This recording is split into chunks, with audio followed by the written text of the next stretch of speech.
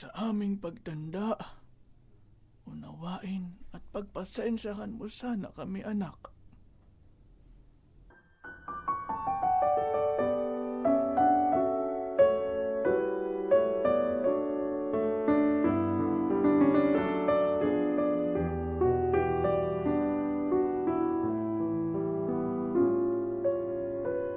Kung makatapon kami ng sabaw sa kapagkainan, o kaya'y makabasag ng pinggan, huwag mo naman sana kami kagagalitan.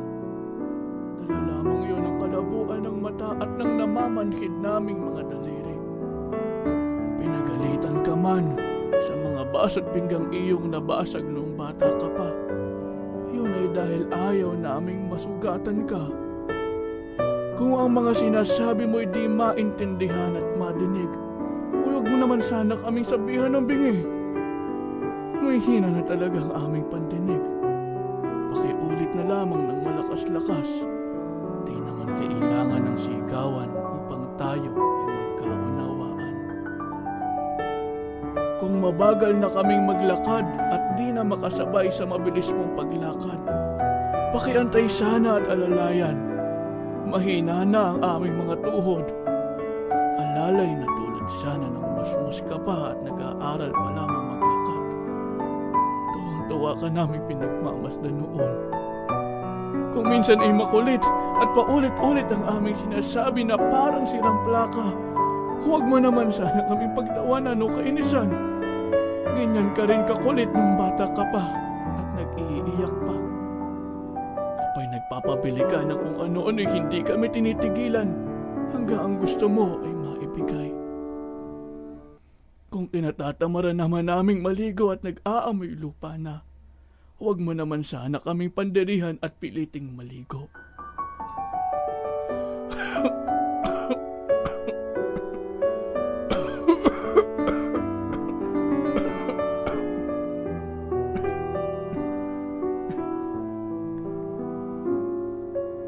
Mahina na kasi ang aming katawan kapag nalalamigan.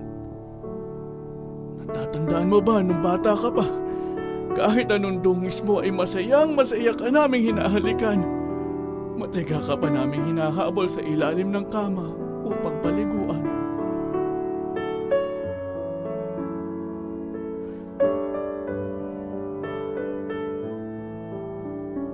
Kung palagi kami nagsusungit at nagsisisigaw, dala na siguro ito ng pagkabagot sa bahay. Pagkadismaya na rin ang wala kaming magawa, wala nang silbi. Patama mo naman sana na may halaga pa rin kami sa mundo. Sa mundo mo. Katulad ng pagpapadama namin noon ng pagpapahalaga at pagtutuwid sa kamalian at katigasan ng iyong ulo. Kung may kaunti ka mang panahon, abay magkwentuhan naman sana tayo.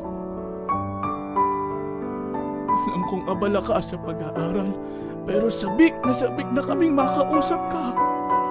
Gusto kong malaman mo na interesado pa rin kami sa mga kwento mo. Tulad noong pagpipida mo sa eskwela nung bata ka pa. Kahit pautal-utal ang mga salita mo, nakikinig kaming masaya sa iyong mga kwento. Kung kami man ay maihi o madumi sa higaan, yun ay dahil hindi na makabangon. Huwag mo sana kaming pag-aagalitan o pandidirihan. Katulad ng walang reklamo naming paggising ng kahit anong pagod sa gabi upang linisin at palitan ang iyong lampin para maginhawa kang makatulog. Tinabaling kami maputyan.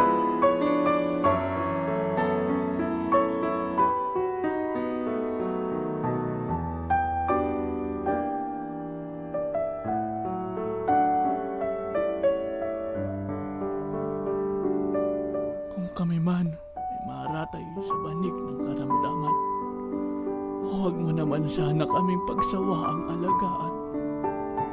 Gaya ng matyaga naming pag-aalaga noong musmus ka pa. Bawat daing mo noon ay hirap at inadala sa aming kalooban.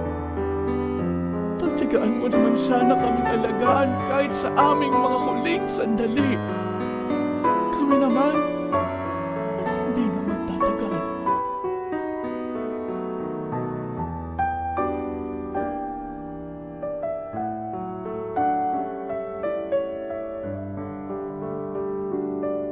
At kapag dumating na ang takdang panahon ng aming pagharap sa dakilang lumikha,